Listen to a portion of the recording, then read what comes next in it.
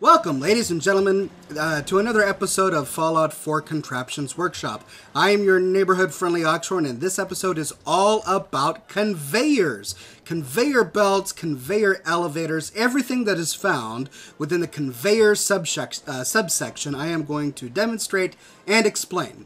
And to start, let's talk about this piece right here. So this is the foundation of any conveyor belt. This is a very simple elevated power junction. And in order for a conveyor belt to work, it needs power. And so Bethesda has given us this very handy piece that is only differentiated from all the others in that it has a power conduit. So you attach power to it, and then anything else snapped to it will have power. Voila. Now these are elevators. You can put an item on the conveyor belt and it will go through the elevator. Now, they don't all look like this crazy snake that I've got going on. I've actually connected a number of different elevators together to get this kind of look. So as you can see, this is the basic elevator. Comes in one section, goes up, comes out the other, like a periscope. But as you can see, they come in a wide variety of shapes and sizes. Here's one that comes in, then turns right before going out.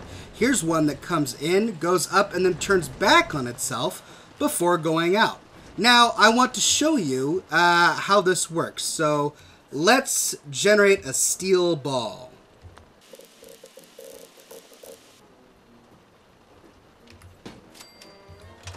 Let's pick it up. Oh no! There we go. And let's set it down.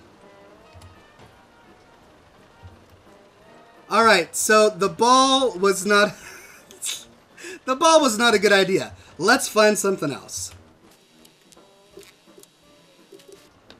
Okay, I've got a nice and flat heavy steel weight, if I can pick it up. So, pick it up, lay it down, and that'll show you how it works. Although that finally did work. Alright, it goes into the elevator.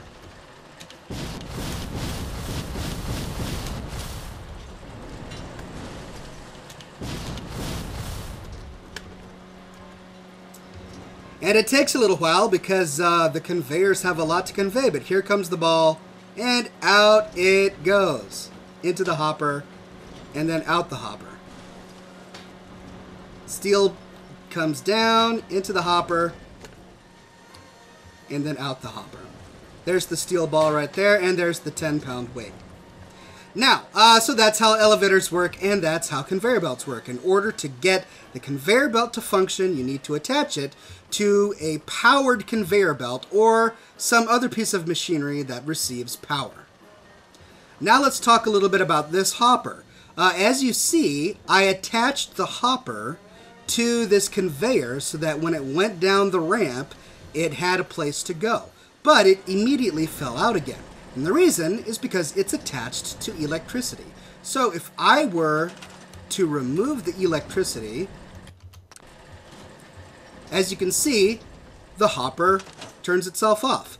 So let's put this on the conveyor so that we've got something going down the path while I talk a little bit about how the hopper works.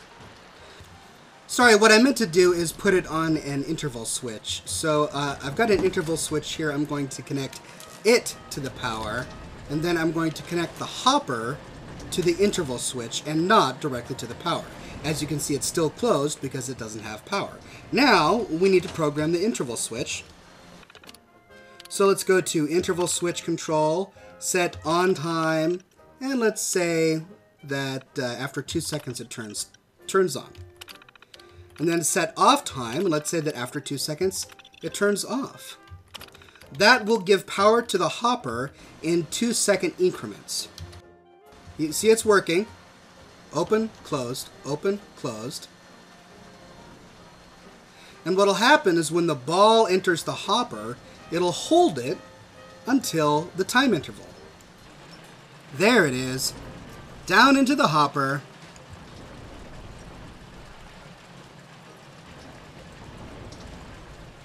And out it goes. So there you go. That's how the hopper works. Now you can also program the hopper itself, you can go to the terminal and you can make a variety of different choices. You can go to hopper control, set output timer, and this basically says, okay, if the door is open, wait this amount of time before ejecting one item, right? So if you've got it on an interval switch like we do, if you choose 2 seconds or anything greater than that, the item will never pop out because it loses power after 2 seconds. So you would have to choose 0.5 seconds or 1 second in this case to get it to actually eject the item. And then the other item is object is set output force. And every time I've experimented with this, it hasn't actually made any noticeable impact, but I'm assuming that you should theoretically be able to set this to eject an item at an incredible pace. Alright, let's talk a little bit about this. So as you can see, I've got your regular conveyor belts attached to 2 things that I haven't talked about yet. One is this vacuum hopper, and one is this conveyor storage. Now the conveyor storage works like any other storage container. As you can see, I've got 22 lunchboxes in it. The vacuum hopper actually sucks items out of any nearby container and then spits them out along the conveyor belt. So you can fill a conveyor storage with a bunch of items, set this next to it, and theoretically it should go around in a circle. Well, let's test this theory out. Exactly how well does it work? Let's start by connecting it to power. We see that the electricity is working well. It's going all the way around. And this one is also powered. But it's not sucking out the items like I've gotten it to do in the past. And that must mean that these 2 pieces are not close enough together.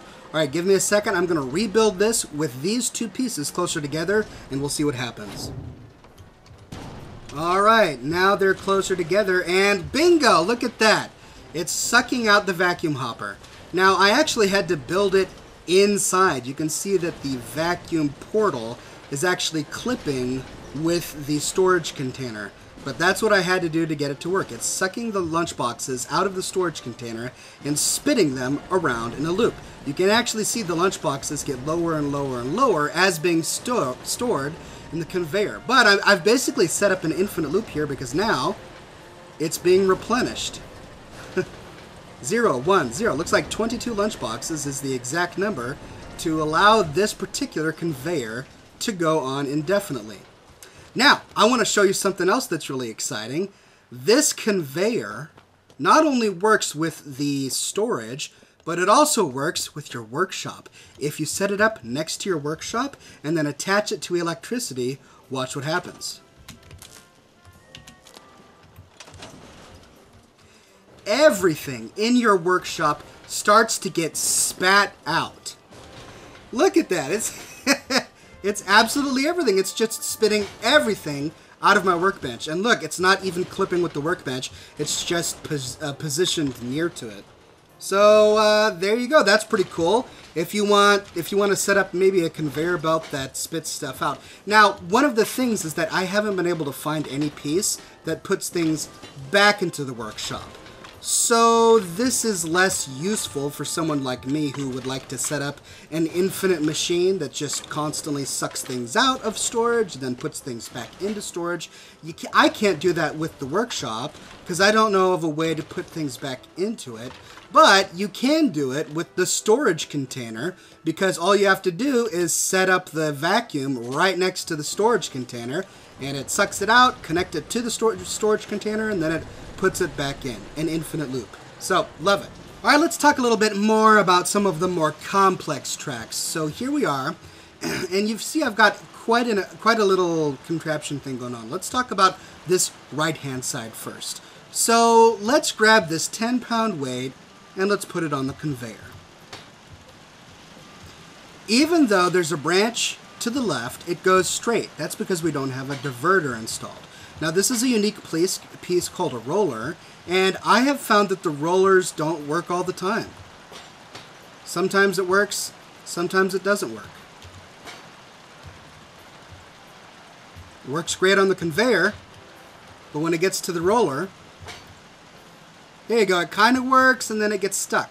So my recommendation to you is just never use the rollers, because the rollers are slightly bugged. Instead, if you need to make a corner, do a sharp corner using this actual conveyor belt.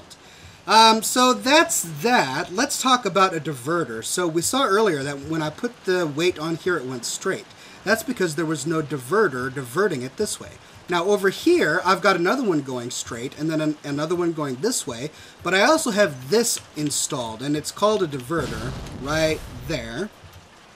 And these are really interesting because they only snap to these splitters.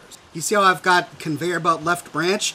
These conveyor belt left diverters only go on the conveyor belt left branch. And the conveyor belt right branch only accepts the conveyor belt right diverters. So you need to match up the correct diverter with the correct branch conveyor belt. And the diverters will only work with these. And they also only work when powered. So let's get power.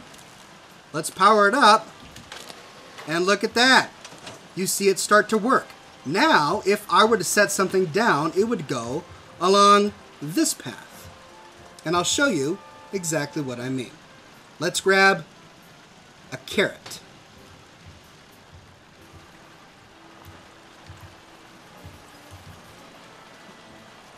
And look, it's been diverted.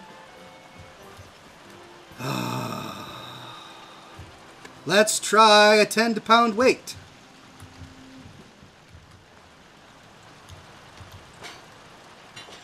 It's being diverted. There, it pushed the carrot. The carrot, and then it gets stuck there. There we go. There we go. Now this is interesting. Okay. So, well, first of all, that's how that works. You attach the diverter to the appropriate branched piece, and it will divert it if it's powered. So you could put this on a timer, or you could put it on a floor switch, or you could find some other condition that turns that on or off to divert it. Now, let's talk about this. What is this? This is called a sorter. This one is called a component sorter. The two are different, and I'll explain why. You saw that both of these items went through this way and came out that way. They were not sorted. And that's because the sorter checks its own inventory for an item, and if it matches with the item that's coming into it, it'll divert that item out this way, and it also plays a friendly beep. So, we've got a 10-pound weight here. Let's put something in the sorter. There we go. I put a 10-pound weight there. Let's see what happens when we put the 10-pound weight on the exact same sorter.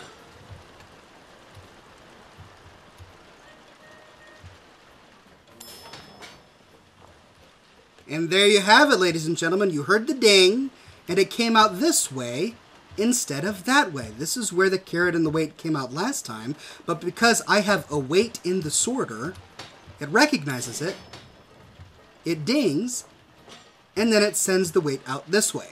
Pretty cool. Now this does the exact same thing, only it functions on a different way. So let's try the 10-pound weight and see where it comes out. Whoops.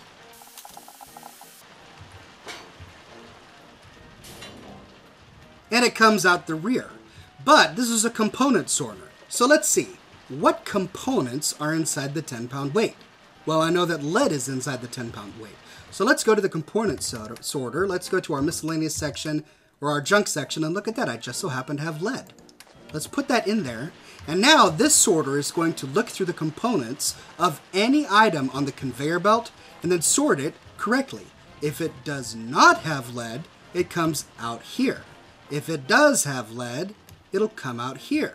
Now let's find out whether or not this 10-pound weight has lead. And it does. Ding, ding, ding. And it comes out here. Pretty spiffy, so that's how the sorters work. By the way, we left that vacuum hopper sucking. Let's see what it's done so far. Oh my goodness. I have quite a mess to clean up. Oh my goodness. This is gonna take me hours and hours and hours. No, I'm actually going to revert to an old save. That's what I'm going to do. Wow, look at that. It's absolutely everything. Every piece of scrap that I've been breaking down when building into my workshops from all over the wasteland. There's cork, there's wood. It's all being pushed out here. And of course, all my purified water. I don't understand why this is as funny to me as it is. But anyway. Carry on, vacuum hopper. Carry on. And there you have it, ladies and gentlemen. Those are all of the conveyor belts, all of the doodads, all of the contraptions that come with this section. If you wanted to see more on forges, I did an entire episode on how forges and junk mortars work, so please check that out here, because you can connect forges to these conveyor belts. But I just wanted to make this quick video to show you how to connect conveyor belts, some tips about conveyor belts, and then how the different sorters, hoppers, and storage containers work. I hope this was useful. I hope it was helpful. I have been using these a lot in my Mechanist's Lair build, so I'm excited to show you that. Stay tuned for my Mechanist's Lair build, which is going to make great use of these sorters and conveyors. And if you enjoyed this, if this was helpful, please subscribe for more Fallout 4 and Contraptions workshop content. I've got a lot of stuff ready for you. If you have a question, please go ahead and leave a comment below, and I'll do my best to answer. And thank you so much for subscribing and for watching.